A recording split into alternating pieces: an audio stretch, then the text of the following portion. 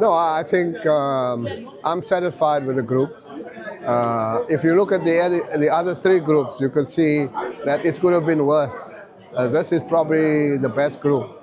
So I'm very happy, the group that we are in. But we have to do two things. First, we must be on top of the group, and then we must be in the semifinals. So we must get out of the quarterfinals, semifinals, and then we would have qualified for the World Cup. So there's still a lot of work to do. I just spoke to our coach, Desiree Ellis. She's happy with the draw. She also said it could have been worse, but we have to look at who are we going to play in the semifinals. But before we talk about semifinals, must get out of our group. So it's going to be quite interesting. Women's football on the continent has grown. If you look at the teams now, and if you look at the awards, Tanzania, all the other teams are doing very well. So I'm happy that it's going to be a huge test for us, but we'll be ready. If you look at our previous campaign, not really what we were looking for. Are you hoping now that this is a World Cup qualifying campaign will fare better? Yes, I think the previous AFCON was just an African affair. Now there's African Cup of Nations served as qualifiers for the World Cup. And therefore I think all of the teams are energized, have a stronger focus, and will prepare much better for this AFCON. So we know we must work very hard to make sure that one, we are top of the group, and two, that we get into the semifinals and we are one of the four. So it's going to be difficult. And President, maybe because we also don't have enough time, we've not had time to reflect with you just on our campaign at this AFCON. How do you look at it? The men's AFCON. Yes. I think nobody is happy. All of us, including the players, the team, believe that we could have done better. I think the number of matches that players were subjected to, the high number of players in the local competitions, and the number of matches they had to play in preparation for AFCON took its toll. And you could see that our team, there was not that sharpness and that energy in the end. And I think the overload of matches is something that we have to look at. Overload of matches in the domestic program?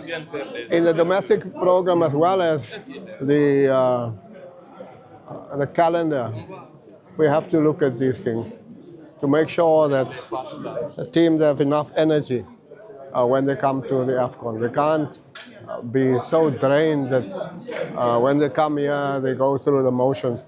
And you could see the team just didn't have that extra kick when it was required.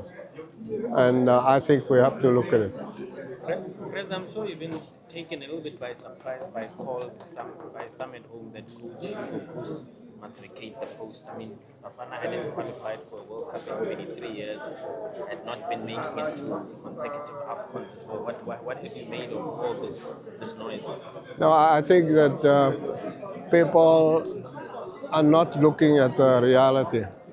The reality is that we have to pick the team, announce the team, and by March we have to have a team, and by April and May we must get the team to the World Cup. So there's no time.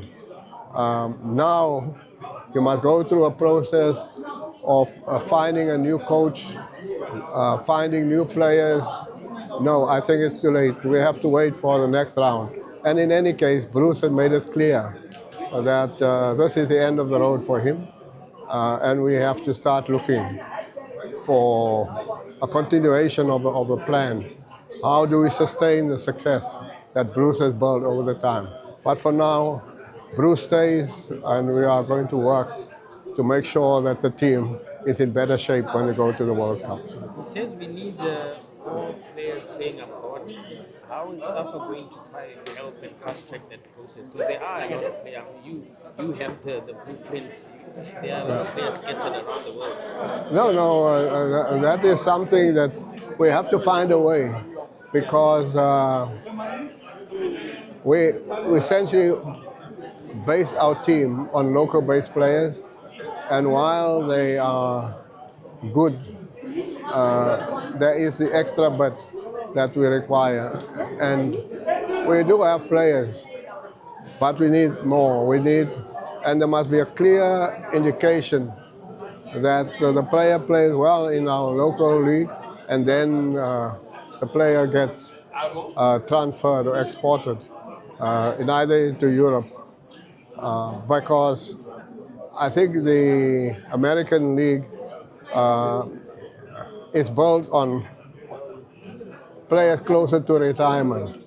So it's not a league of young, ambitious players. It's old players. It's players on retirement.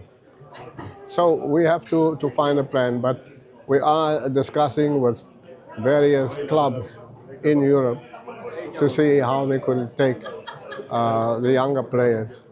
And we are happy so far that we have one or two of the younger players already in Europe, and we want to watch their progress to see how they progress through the ranks of those teams, and hopefully see them in the top leagues and the top divisions in Europe, which is clearly the most competitive leagues in the world. Yeah, one of the things that I've seen, President, I mean, I'm looking at the Nigerian player Adams. He moved to a Norwegian team, Yeah. and from there, he's been getting international caps. Do we have the right scouting and monitoring model on some of these players? Because there are boys who went to Europe as under 17 and under 20 internationals, but they have not been getting a look in the national team. Yeah, I think the problem is you'll hardly find a player who plays in the PSL and in Chiefs or Pirates, the Sundowns, going to a third division team anywhere in the world, particularly not in Europe. From the point of view that if you look at the salaries that they earn in South Africa, they will think, I must take a knock in salary. It's a sacrifice that they must make. And when the players look at these things, you can see there's no incentive to attract them to go to Europe or to anywhere else if they have not established themselves. But do you think we need to improve our SAFA scouting and monitoring model, and also even Bafana of overseas-based players? Well, we can scout, but the player can't move. The player is I mean, those who are there already in Europe. owned by the clubs. Yes, we do have. We have about 60 young players in Europe, and we will have to wait for them to progress into the top leagues. But to get a move like you refer to what's happening in Nigeria, the player in Nigeria, whether they play the third division in any league in Europe, it will be more than what he earns in Nigeria. And that is, it's a benefit for us, but it's also a problem. Okay.